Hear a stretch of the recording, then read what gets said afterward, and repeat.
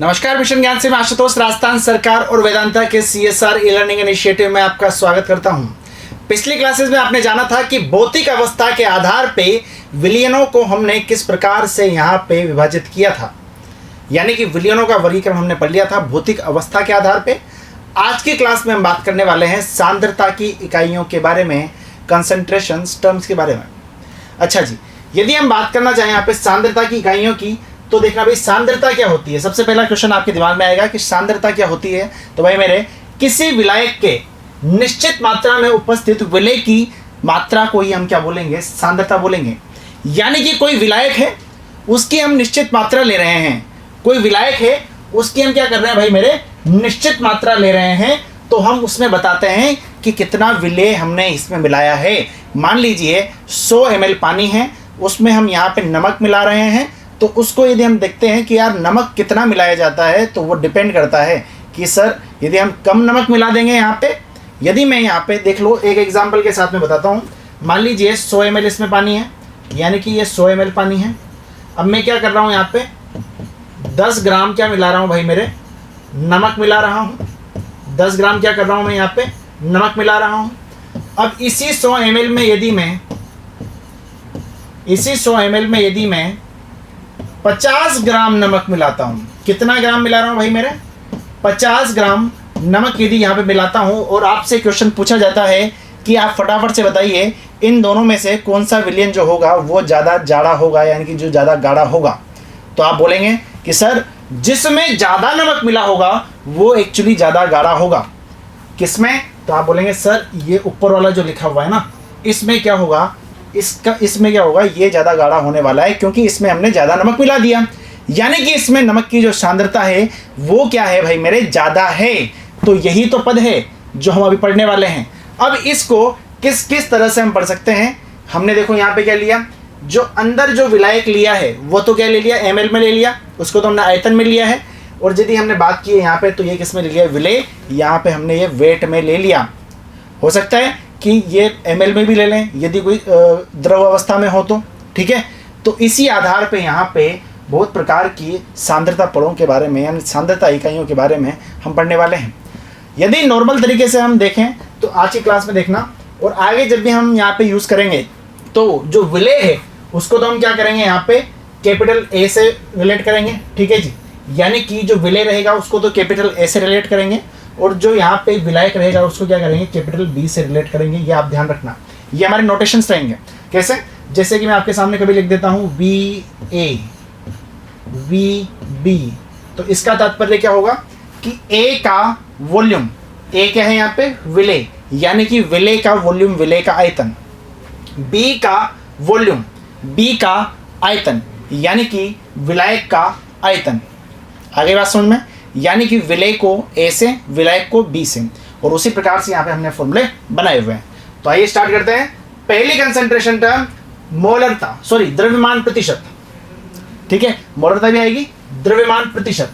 अच्छा जी, द्रव्यमान प्रतिशत क्या होती है? तो आपके दिमाग में आएगा सर द्रव्यमान प्रतिशत, यानी कि सर द्रव्यमान से रिलेटेड कुछ होगा, ठीक है, यानी कि द्रव्यमान से रिलेटेड कुछ होगा। तो हाँ, बिल्कुल मास से रिलेटेड है, यानी कि वेट से रिलेटेड है। क्या इतनी बात आ गई समझ में? अच्छा सर, मास से रिलेटेड है तो यहाँ पे हम सिर्फ मास ही लेंगे, यहाँ पे वॉल्यूम का जिक्र हम नहीं करेंगे, ठीक है जी। तो देखो क्या लिखा हुआ है, किसी विलय में, किसी विलय पदार्थ के भार भागों की वह संख्या जो विलयन के 100 भार भागों में उपस्थित हो, विलयन की द्रव्यमान प्रतिशत कहलाती है।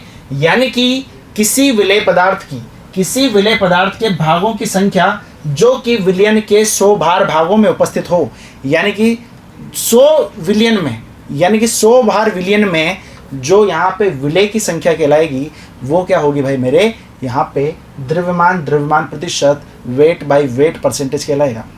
यदि हम बात करें यहाँ पे तो उसका जनरल फॉर्मूला निकाल सकते हैं। वेट बाय वेट परसेंटेज का जनरल फॉर्मूला रहेगा WA upon WA plus WB। अच्छा, आप यहाँ पे देखेंगे कि सर WA क्या है, तो आप बोलेंगे सर विलय का द्रव्यमान। अच्छा जी, WB की हम बात करेंगे तो ये क्या रहेगा भाई मेरे, यहाँ पे विलायक का द्रव्यमान। अच्छा, A प्लस B, यानी कि WA प्लस WB, तो आप बोलेंगे सर ये क्या बन गया, यहाँ पे ये विलयन बन गया। यानी कि विलय को जब विलायक में मिलाया गया तो क्या बन गया, विलयन बन गया। और वही तो हमने निकाला है, देखना ध्यान से, विलेय है, ठीक है। विलेय कितने, विलेय का हम देख रहे हैं कि विलियन में, यानी कि 100 में, 100 के आधार पर देखेंगे, 100 के आधार पे, क्योंकि जब भी परसेंटेज आता है तो किस पे आता है, 100 के बेसिस पे आता है, 100 में चीज़ें निकाली जाती है। तो हम यहाँ पे क्या करेंगे, 100 से मल्टीप्लाई कर देंगे परसेंटेज निकालने के लिए। तो आज के बाद आपको ध्यान रखना है WA प्लस WB गुणा 100, पक्की बात है। तो ये क्या हो गया भाई मेरे यहाँ पे, द्रव्यमान प्रतिशत हो गया। अच्छा, अगली हम बात करना चाहें आयतन प्रतिशत की। आयतन प्रतिशत बोले तो वॉल्यूम बाय वॉल्यूम परसेंटेज। अच्छा जी, अब वॉल्यूम की बात आ गई तो आप बोलेंगे सर वहाँ पे भार लिया था, वहाँ पे हमने क्या लिया था भाई मेरे, भार लिया था। अच्छा, अब यहाँ पे हम क्या ले लेंगे, यहाँ पे हम आयतन ले लेंगे। यानी कि बात ऐसी हो जाएगी, किसी विलेय पदार्थ के आयतन भागों में, आयतन भागों की वह संख्या जो किसी विलियन के 100 आयतन भागों में घुली हो, विलियन की आयतन प्रतिशत कहलाती है। सर कहानी बिल्कुल सेम है, सिर्फ एक छोटी सी चीज चेंज हो रही है, वेट की जगह क्या करना है, यहाँ पे वॉल्यूम करना है। तो आप देख पा रहे हैं कि VA प्लस VB गुणा 100, ठीक है। यदि मान लीजिए आपके सामने कभी लिखा हुआ है कि मेथेनॉल का जल में 10% वॉल्यूम बाय वॉल्यूम विलियन है, यानी कि मेथेनॉल जो है वो जल में 10% वॉल्यूम बाय वॉल्यूम विलियन है। तो सर उसका तात्पर्य क्या होगा, तो आप देखिएगा कि इसका मतलब हो गया कि 10 ml मेथेनॉल को इतने जल में घोलते हैं, यानी कि 10 ml मेथेनॉल को इतने जल में घोलते हैं कि जो विलियन जो रहेगा हमारा, उसका कुल आयतन कितना हो जाएगा भाई मेरे, 100 ml हो जाए। यानी कि मेथेनॉल को जल में इस प्रकार से घोला जाए, यानी कि 10 ml मेथेनॉल को जल में इस प्रकार से घोला जाए कि जो टोटल जो सॉल्यूशन यहाँ पे बन रहा है, जो टोटल यहाँ पे कुल विलियन बन रहा है, वो कितना हो जाए, उसका आयतन कितना हो जाए भाई मेरे, 100 ml हो जाए, ठीक है। ml की बात कर रहे हैं इसलिए यहाँ पे ml, यदि लीटर की बात की जाएगी तो लीटर भी आएगा, ठीक है। लेकिन जब भी हम बात करेंगे रसायन विज्ञान में, तो रसायन विज्ञान में प्रैक्टिकल्स में क्या होता है, लीटर्स में, यानी कि बड़ी राशियों में बात नहीं की जाती, छोटी छोटी राशियों में बात की जाती है। जैसा कि हम कक्षा 11वीं में पढ़ चुके हैं, छोटे छोटे मात्रक, यानी कि छोटी छोटी जो यहाँ पे मात्रा है वो ली जाती है, ठीक है। अब ऐसा नहीं है कि हम यहाँ पे 1 किलो कुछ भी लगा रहे, 1 किलो कैल्शियम कार्बोनेट यूज़ करेंगे, नहीं, कम यूज़ किया जाता है, यानी छोटी राशियाँ यूज़ की जाएगी। और जितनी छोटी राशियाँ होगी, आप ध्यान रखिएगा, जितनी छोटी राशियाँ होगी उनकी जो संख्या का मान होगा वो एक्चुअली थोड़ा बड़ा होगा, और जितनी बड़ी राशियाँ होगी उनमें क्या होगा, संख्या का मान कम होगा। कैसे, जैसे कि आप देखिए यहाँ पे, यदि मैं लिखता हूँ 1 किलोग्राम, और 1 किलोग्राम को ही मैं लिखना चाहूँ 1000 ग्राम, तो आप देखेंगे कि सर किलोग्राम तो क्या है यहाँ पे भाई मेरे, बड़ी राशि है, किलोग्राम तो क्या है भाई मेरे, बड़ी राशि है, लेकिन जो उसकी संख्या है वो क्या है, छोटी है। ग्राम क्या है, छोटी राशि है, लेकिन उसकी संख्या क्या है, यहाँ पे बड़ी है। तो आप देख पा रहे हैं, जो बड़ी राशि है उसके साथ छोटी संख्या है, और जो छोटी राशि है उसके साथ में क्या होगी, बड़ी संख्या होगी। ये आप ध्यान रखना, ये बिल्कुल जनरल बात है, ठीक है जी। बढ़े आगे, चलो भाई अगले हम बात करना चाहते हैं यहाँ पे किसकी, द्रव्यमान आयतन प्रतिशत। तो अब आपको कहानी धीरे धीरे समझ में आ रही है कि सर जब हमने वेट बाय वेट परसेंट किया था तो दोनों का क्या लिया था, भार लिया था। जब हमने यहाँ पे वॉल्यूम परसेंट किया था तो आपने क्या किया था, दोनों का वॉल्यूम लिया था। अब यहाँ पे कहानी यह है कि सर एक का तो द्रव्यमान लेना है और एक का क्या लेना है, आयतन लेना है। तो यानी कि सर पहले बात किसकी कर रहे थे, विलेय की, पक्की बात है। तो ये बात हो गई किसी विलेय पदार्थ के भार भागों को, किसी विलेय पदार्थ के भार भागों की वह संख्या जो विलियन के 100 आयतन भागों में घुली हो, विलियन की द्रव्यमान आयतन प्रतिशत कहलाती है। इसका मतलब ये हो जाता है कि सर जो विलेय रहेगा उसको तो हमको क्या लेना है, यहाँ पे द्रव्यमान में या फिर भार में लेना है, और जो यहाँ पे जो आपका विलायक रहेगा उसको आपको क्या लेना है, यहाँ पे वॉल्यूम में लेना है, यानी कि वो क्या बन जाएगा, विलियन बन जाएगा। और उसको किस पे निकालना है, 100 पे हमें उसकी वैल्यू निकालनी है, क्योंकि WB जो रहेगा वो क्या रहेगा, सॉरी WB की हम बात ही नहीं कर रहे, यहाँ पे यदि वॉल्यूम की बात करेंगे टोटल वॉल्यूम आपको दे दिया जाएगा। और यदि हम पिछले टर्म में बात करें तो यहाँ पे VB क्या हो जाएगा, ये क्या हो जाएगा, यहाँ पे विलायक का यहाँ पे वॉल्यूम हो जाएगा। और टोटल की हम बात कर रहे हैं तो टोटल क्या हो गया, यहाँ पे पूरा का पूरा सॉल्यूशन, ठीक है।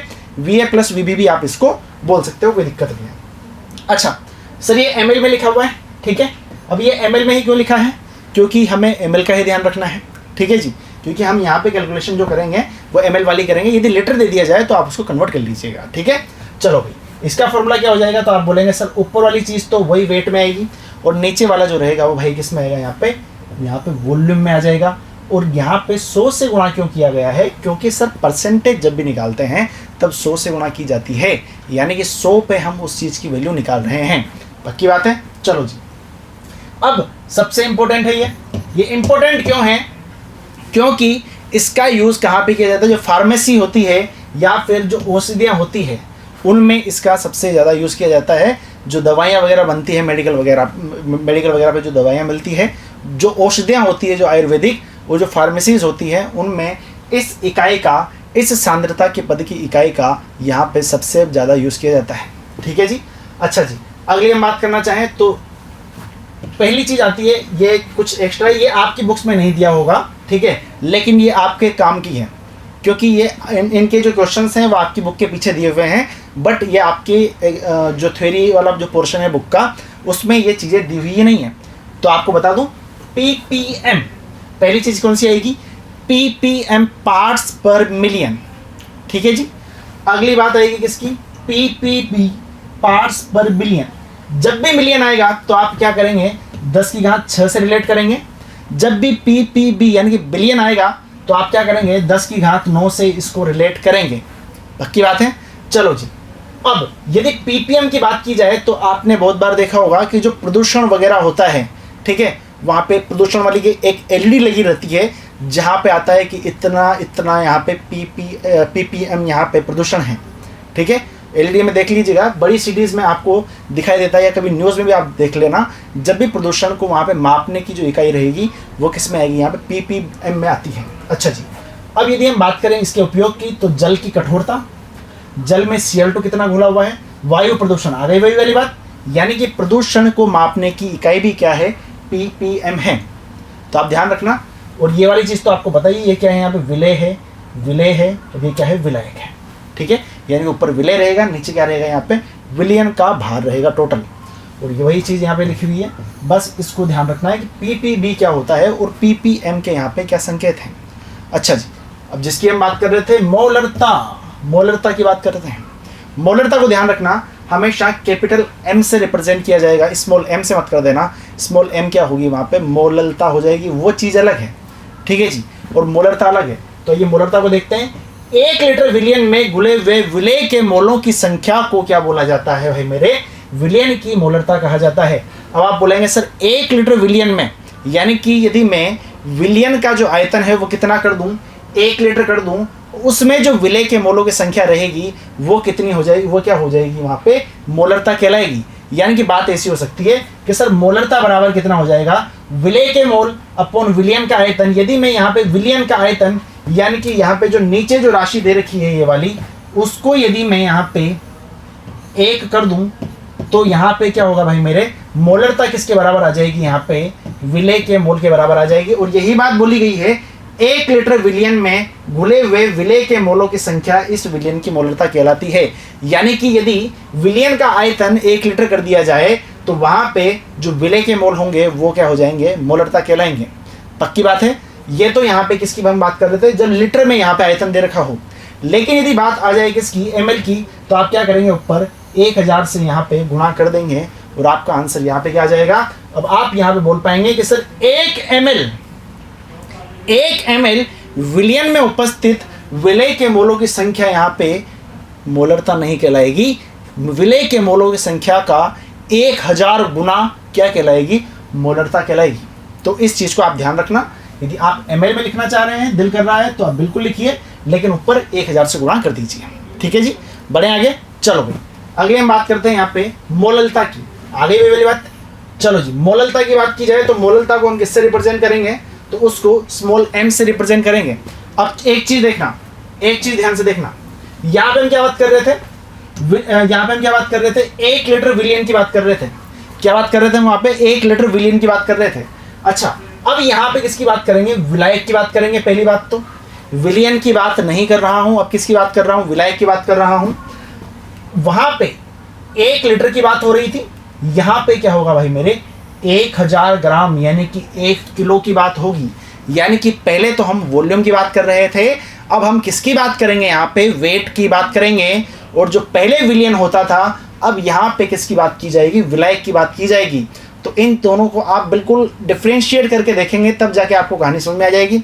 सर मोलरता में क्या था, विलयन के 1 लीटर थे, विलायक के 1000 ग्राम किस में, मोलरता में, और उसमें क्या है, विलय के मोलों की संख्या तो वही रहेगी, ठीक है। और वही क्या कहलाती है, मोलरता कहलाती है। आपके एग्जाम में क्वेश्चन आ सकता है कि मोलरता और मोलरता में क्या डिफरेंस है, तो आप बोलेंगे कि सर विलय के मोलों की संख्या मोलरता में तो किस में देखी जाती है, 1 लीटर विलियन में, लेकिन यदि मैं बात करता हूं यहाँ पे मोलरता की, तो वहां पे 1 किलोग्राम विलायक में विलय के मोलों की संख्या देखी जाती है।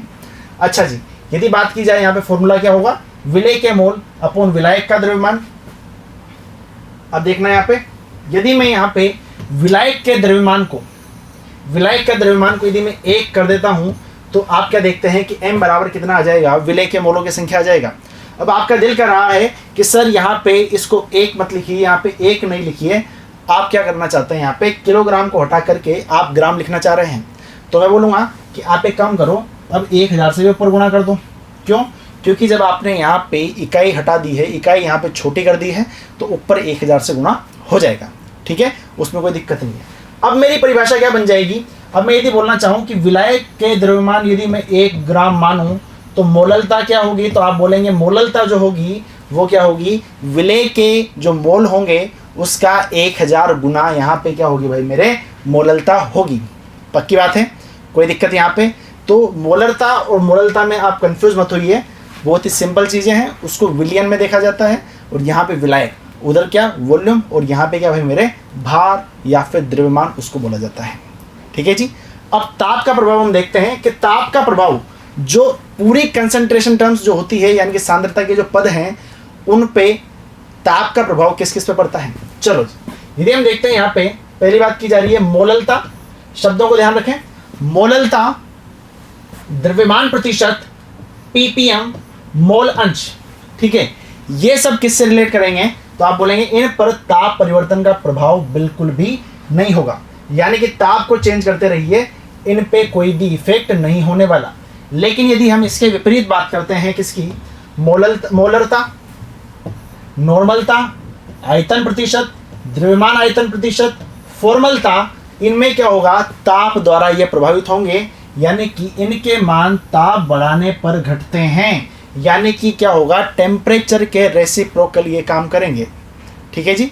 यानी कि टेम्परेचर जैसे हम बढ़ाएंगे तो इनके जो मान रहेंगे वो क्या होंगे, यहाँ पे घट जाएंगे। तो आपके एग्जाम में क्वेश्चन आ सकता है कि ऐसे कौन से कंसंट्रेशन टर्म्स हैं, यानी कि ऐसी कौन सी सांद्रता की इकाइयाँ हैं जो ताप बढ़ाने पर उनके मान घट जाते हैं। तो आपका आंसर होना चाहिए मोलरता, नॉर्मलता, आयतन प्रतिशत, द्रव्यमान आयतन प्रतिशत और फॉर्मलता, ठीक है जी। तो आज की क्लास में हमने जान लिया जितनी भी कंसंट्रेशन टर्म हैं, जितने भी सांद्रता के पद हैं, उन सब की क्या बारे में, उन सब का यूज़ क्या होता है वो भी हमने देख लिया। तो अगली क्लास में मिलते हैं, जुड़े रहिए मिशन ज्ञान के साथ में। धन्यवाद।